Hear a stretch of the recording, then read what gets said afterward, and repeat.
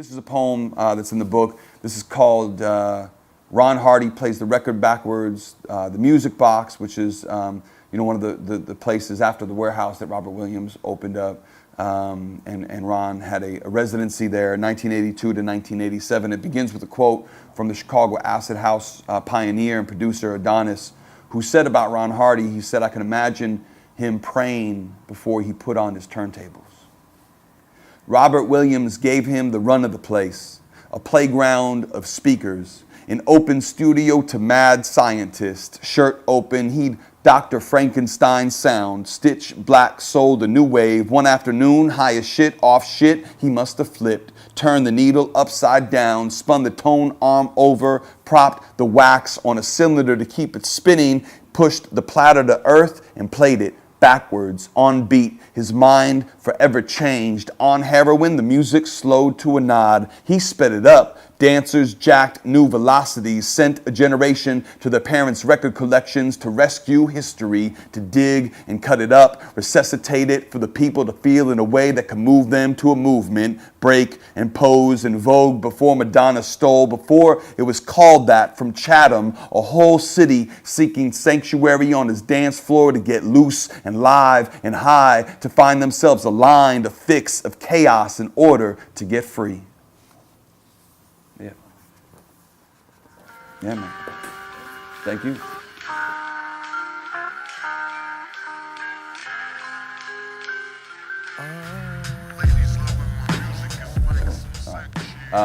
Hey y'all, I'm Kevin Coval, and I'm most definitely on the pursuit of dopeness.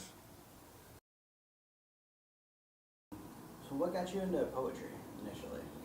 Yeah, I mean, I was introduced to poetry, because of hip hop. I mean, and the first rappers that I listened to, some of them called themselves poets, and I think that I didn't exactly know what that meant, but it was also kind of beginning to rub against some of what I was learning in my formal schooling, like as a middle school or like in the beginning days of high school, where they would teach me poetry in class, but it wouldn't move me and I wouldn't feel it in the same way that I would feel, KRS or Big Daddy Kane or MC Light.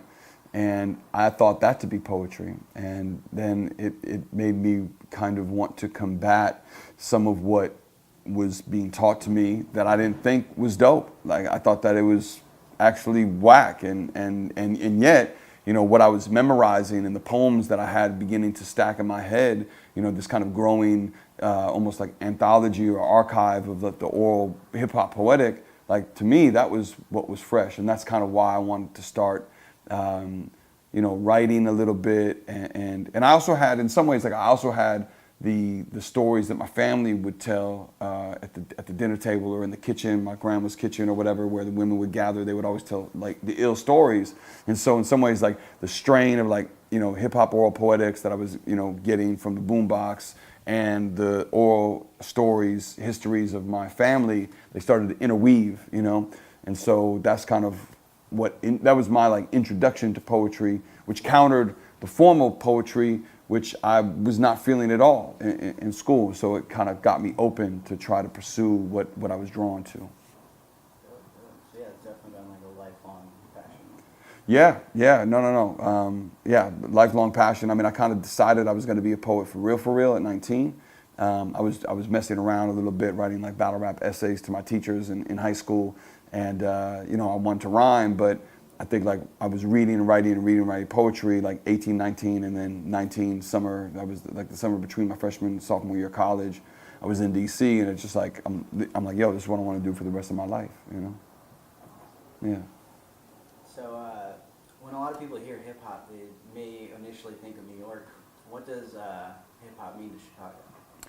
Well, of course, Chicago received the export like any city. Once New York, began to kind of send it outside of the boroughs, it became global export, and we received it, like most cities in kind of a myriad of ways, And I've heard a lot of stories about it coming to Chicago in the '70s. I know Nick Salsa moved to Chicago from New York in '79 and kind of brought graffiti and b-boying to Logan Square, and I know, and I've heard some of the oral histories of folks who have like from 55th to the Point to 79th. I've heard a lot of stories about how hip hop also migrated south into the South Side. And I think for Chicago, it took us a little while, as it did any other city, to understand what we were going to do with the form of hip hop cultural practice, which ultimately is incredibly expandable. Hip hop provides a framework and a model, and then I think it encourages the specific practice of locality and the particulars of place. It wants you to, as a city, as a people, as a culture, to infuse the forms with your own style, your own slang, your own narrative, your own tropes like that exist in and around the city. And I think inevitably there's mimicry that happens, and that's just the nature of being a young artist receiving a form or receiving a style. Like, painters who are looking at Basquiat are going to imitate Basquiat until they find their own voice. And I think it took Chicago a minute to also find its own voice. We were also, immersed and enmeshed in a style of music that predates hip hop.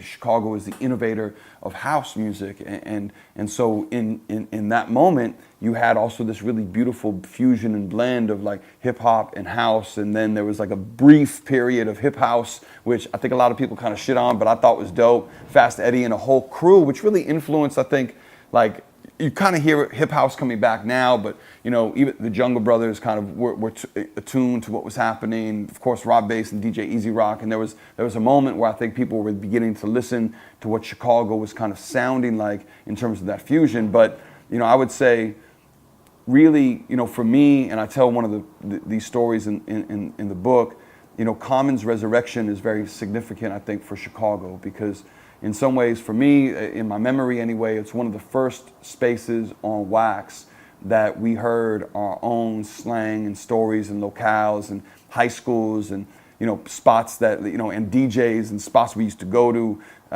We knew that record was significant because it put us on a national map. And I think it put Common at the intersection of the culture, and it opened up a lane, I think, for even for this moment in Chicago hip hop. So, talk to me a little bit about Louder Than a Bomb. What inspired you to create the competition? Yeah, Louder Than a Bomb, the Chicago Youth Poetry Festival is something that, we started in 2001. I've been teaching in Chicago public and alternative high schools and the Cook County Juvenile Detention Center for, since '96. And so from 96 to 2000, 2001, I was running around to hundreds of schools and community centers and just meeting a lot of really talented young writers. And because Chicago is hyper-segregated, those writers would never really meet or build with one another. And I was starting to get very frustrated by that.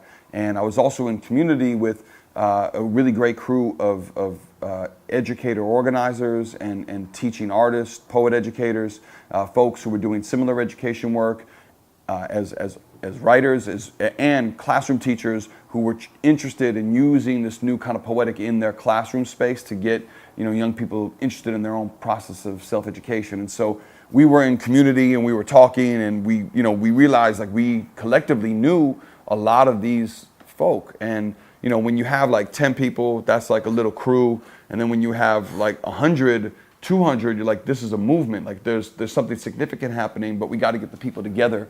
And so in 2001, after the towers fell and America just continued its state of perpetual war against brown people around the planet, the city of Chicago was also trying to pass an anti-gang loitering law where they were locking up young people of color for hanging out in groups of more than one. And so I would see, like on a weekly basis, the school to prison pipeline manifest, because I would be at an alternative school on a Monday, Tuesday. I see the same kid accounting on a Thursday, And so in that culture of fear and paranoia and misinformation and like kind of the in some ways like the propaganda to continue to fund the military and prison industrial complexes, we wanted in our own way to create a countercultural space to that mayhem and nonsense. And so, we took the title from Public Enemy's second record on, Takes a Nation to Millions. They have a song, Louder Than a Bomb, and it seemed appropriate for that moment of perpetual war to say and believe in that, we feel like the stories of working people, the stories of young people, the stories of people of color are more powerful than weaponry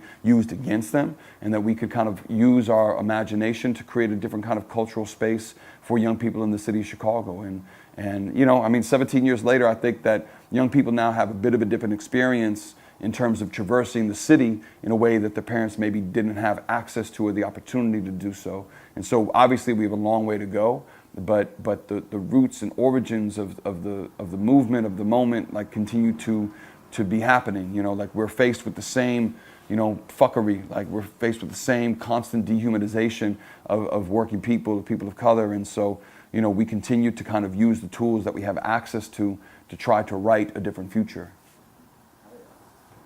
And it's already, largest youth poetry competition. What do you see for the future of it? Well, yeah, we have a long way to go. I think the future of Louder Than a Bomb is we'll continue to, employ this organizing strategy. We're in every zip code, but we're not in every school.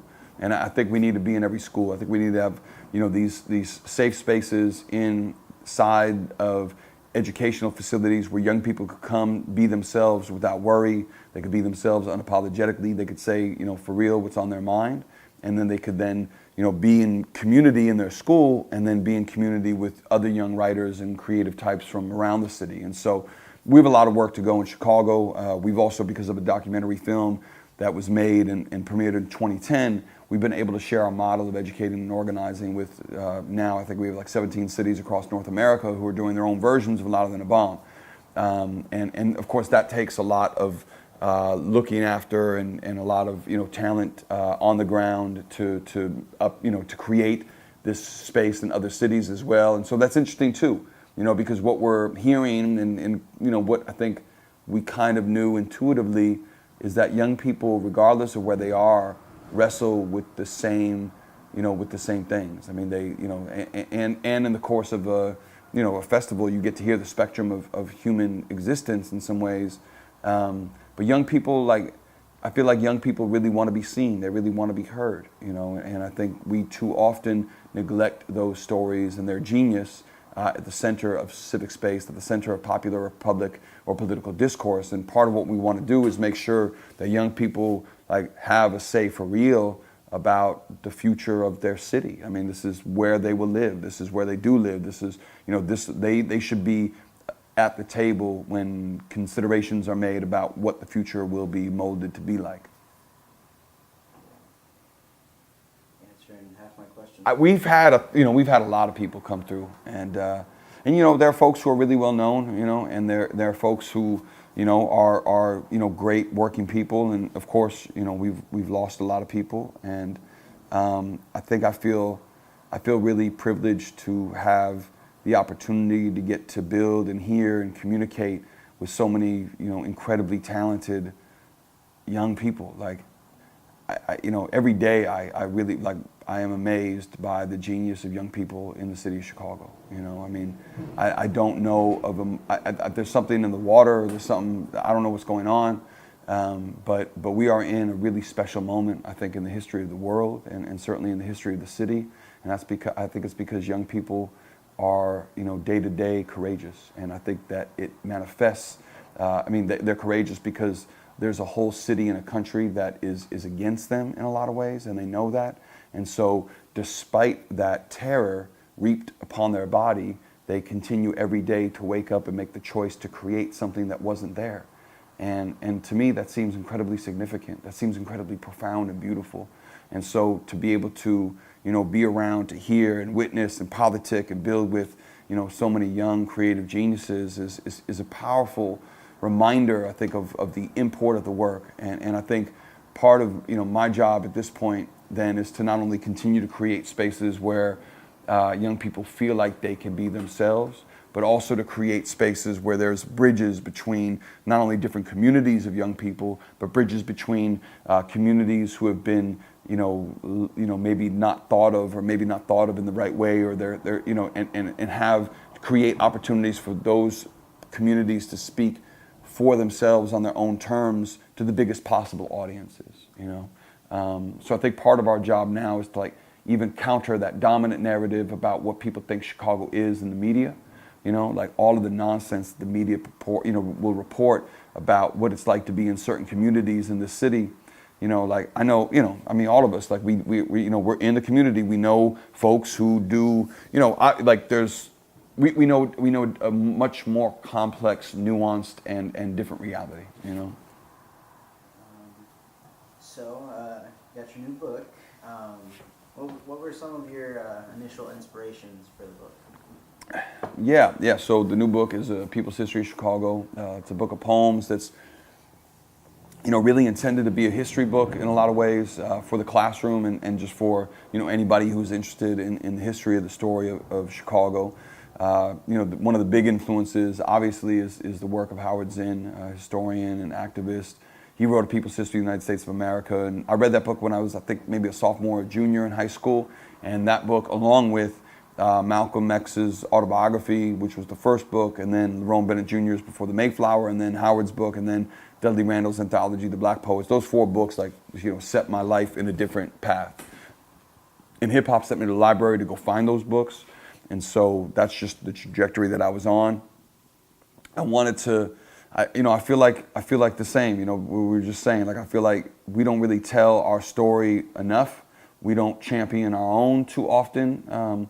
We haven't really put on regularly for the folks who have made this city great. Folks who have innovated culture here, or politic here, or organizing principles, or literature here that have then affected the rest of the planet. I'm a Chicago centrist, and so I believe that so goes the city, so goes the country, and really the world. And I also feel like, we do it better than anybody. And so I wanted to tell some of those stories, some of those complexities, and also put on for some of the folks who I've been so moved and influenced and motivated by. Yeah, hell yeah. I mean, it can be such a struggle to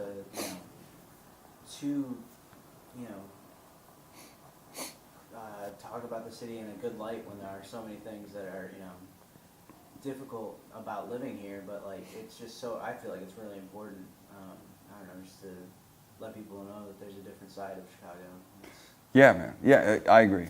And I think, I think that, people struggle every day, and also people get over, and people invent, and people, even the most, roughneck of circumstance, people smile, people have, these, beautiful and complex relationships with their parents, their grandparents, their homies, their, their bae, whatever, you know what I mean? It's in the course of a day, I think you can't, in some ways, the reporting that's going on now in Chicago is it's kind of like what the product of multinational corporate rap was. Is the way that it became monolithic. If you listen to the radio sometimes, not now because it's getting a little more diverse, but in that moment where it's all jiggy ditty type rap, is the club was open 24 hours presumably if you only listen to this. And so in the same way, there was this monolithic narrative of Chicago, it's only violence in these certain communities. People will ask me oh, can you walk outside in Chicago? I'm like, well, first of all, I can't because I'm a white dude and I'm old, and I could go literally anywhere, and that's one of the nature of white privileges. And but even, and I know young people who feel like they can't go outside. There is a generation who's kind of schooled to home, and in some ways it's a kind of prison. And I also know other people who, they are comfortable on the block. And I also know people in the spectrum of existence in various communities who, feel a lot of different ways about a place. They love it and they hate it. And I think that's the nature of being a Chicagoan, and that's probably the nature of being anywhere. But I think particularly in Chicago, Studs Terkel talked about Chicago's Janus Head. You look one way and it's the most beautiful place in the world. You look another way, it's the most brutal. And we have to hold those both in the same city, in the same moment, because that is true. And then we also have to persevere and also recognize that there are people who, in the same circumstances, are creating spaces, new spaces, innovating ideas for everybody. And so that's part of the reason why I also wanted to tell that story, that this is the home of house. Frankie Knuckles came here from New York, and Ron Hardy changed the way records were played, and also the way dance floors around the world populated themselves. They carved out a safe space for queer, Black, and Latinx men to become and be themselves, and eventually they opened it and let everybody into the party, and that party changed like cultural space. Like our model of organizing in some ways is rooted off that, as my friend Boogie McLaren, who's a house producer, a house philosopher, and a house choreographer, a dance instructor, she says that house practices this notion of radical inclusivity. You know, and like when I was a kid going to, you know, Medusa's or going to any of like the house parties that I went to, you saw everybody there. You know, you saw the city reflected in the cultural space sometime for the first time. You know, like even our cultural spaces, our museums, our movie houses are segregated. And house like reconceived of the notion of what cultural space was for young people, you know, and that is significant. You know, that is genius. That's urban planning and, you know, cultural innovation, and, you know, it's a million things that young people invented here in the city, and that's like one of a billion stories that we have to tell and that I'm trying to tell. You know. So yeah, you talked a little bit about the working class. What is the like working class mentality mean to Chicago, and how is it represented in your book of poetry? Well, you know, I think one of the great things about being an artist in Chicago is that you're a worker. You know, like your art has to have a utility. Like Chicagoans don't care if you're famous. In fact, they are suspicious of fame, and they're suspicious of people who have money, and they should be. You know, and so I think being an artist in Chicago means that you grind and you work and you perfect your craft like any worker here. You know, and we're just like, you know, get up and you got to do the work. You know, like, you know, my dad drives an Uber, you know, 12, 14 hours a day, and he does that because he needs the money in order to live. And same, you know, so my work ethic is you know, from him and my mom and you know, all the people I saw coming up working and working hard to be better and to provide and put food on the table when they could. But you know, the poems, like no one's asking me to get up and write a poem. You know, no one's gonna ask you. There's no art clock you get to punch in a factory to be able to make your shit. You know, and so if you really want to be great, if you really want to do the work, you got to get up and do it. And I think that's what Chicago teaches you. You know, that there is a world out there, and that world is harsh, and it is, you know, grossly unfair. But you got to hustle in order to get over. You know, and I think the artist in Chicago is a hustler, you know? And so I think, but I also think what that does is that it makes our art here, I think, better than everywhere, because people are so committed to the craft, you know? And because you can't, like, the most famous artists in Chicago really can't get that gassed, because what does that mean? It's like, okay, yeah, I'll take a picture with you, I guess, but like, who the fuck are you? You know, like Chicagoans, like they don't care. We don't have that same, you know, like air about us that the coast do. And there's not money here like there are on the coast for industry. You could sneeze on the coast and get like millions of dollars, be like, oh, that sneeze is crazy. Here's like, you know, a record deal and like 8, you know, fashion lines and your own television show. Here it's like, yo, I've literally been writing for 22 years and you never heard of me. Cool, that's fine. That's fine. I'm gonna get up and do the same. I'm gonna do the same shit tomorrow. You know what I mean? Like, because I love the work, you know? Well, you know, there's 77 poems in the book. It spans like 525 years of history. And so, you know, there's a lot of gaps. Part of what I'm trying to do over the course of the year, I'm trying to do 180 readings in 365 days, one in every neighborhood in the city. And a lot of my readings also have kind of workshop components. And so what I'm trying to do is build the Voices of a People's Archive with the Public Library Foundation, as well as StoryCorps, and record people adding, you know, to this notion of what constitutes a people's history. You know, not the story that we would, you know, get from City Hall, or not the stories we would get from the tourist board or whatever, but like from people who have been here, worked here, lived here, grinded here, died here. Like get the stories about what it means to be alive now, and also, you know, from, you know, people to fill in some of the historical gaps. I mean, you know, you know, even the name Chicago, we got wrong, right? I mean, this is indigenous land. You know, white people came to, you know, colonize and create genocide and wipe indigenous people off of this space. Chicago is a bastardization of the indigenous word Chicago, which means wild garlic or onion or leek or something like that. And I tell that story from the beginning of the book. That's the first poem in the book is about, the land that we are on was taken over, and in some ways it is reminiscent of, the pushing and removal of working people from, places that they've been living for generations. That kind of forced removal is similar to gentrification. And part of the reason why I'm a student of history is because I'm also trying to learn how these cycles perpetuate and how we might imagine a way to stop and shift them. I think like that, the adage is true. Like if we don't know history, we're doomed to repeat it. Well, damn, we keep repeating it. And so, how can we look at the past and then imagine a different kind of future? So I tell a lot of stories in the book. Cubs winning the World Series is one of the last poems in the book. I actually had a Sox. I see the hat you're wearing. I had the Sox winning the World Series poem, but the Cubs won, and so I had to switch it out. No shots, no disrespect. My dad is a Cubs fan since 1943, but I actually told this in the poem about the Sox, because we were watching on the north side, and once they won, it was like that Jermaine Dye single that really like opened it up or whatever, that he was crying, and this is like 2005, right? And my dad loves sports, and he's like a sucker for the city as well.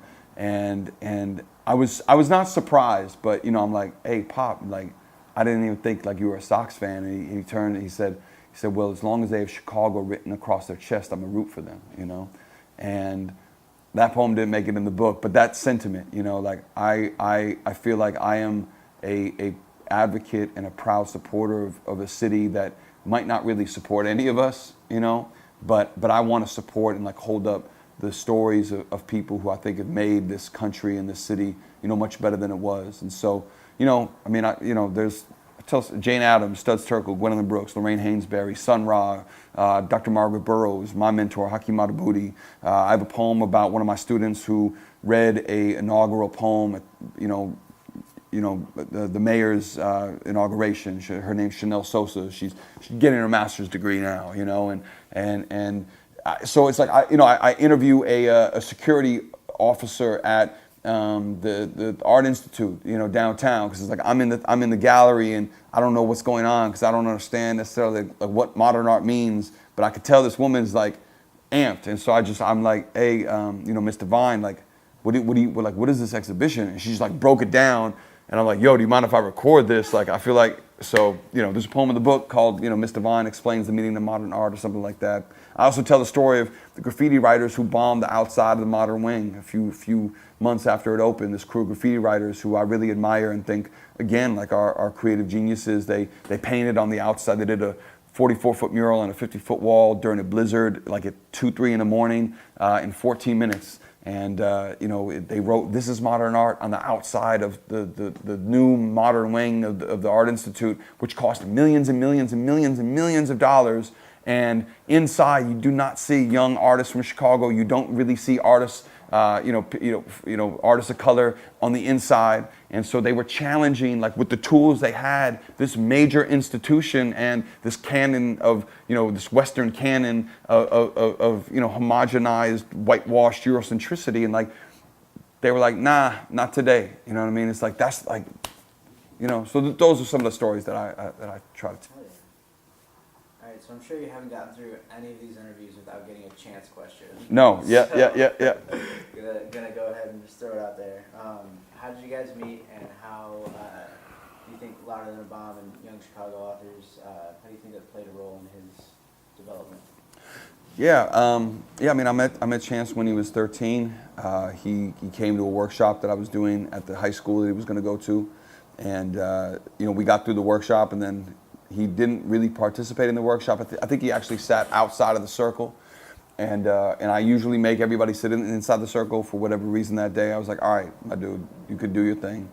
But afterwards, he came up and he showed me his rhyme book, and it was cool. And then he came back to a workshop and he showed me more rhymes, and just kind of kept at that for a little while. And then he started to go to the open mic at U Media, and I'd see him there sometimes because Brother Mike was one of my homies. And then he came to YCA's Wordplay as well, Young Chicago. Every Tuesday we do the open mic there. And, he was just like, he was really a nice young person. And progressively over like those years, like 13 to 15, I think I began to see how serious he was beginning to take it. And that's what I look, I look for people who are going to take themselves seriously, you know. I have a lot of fun, and I like cut up and joke around and like, you know, love to turn up and all of that. But I also like, this is also like very serious work, and you have to do the work. And so he was starting to really do the work. And so it just, our relationship progressed from there.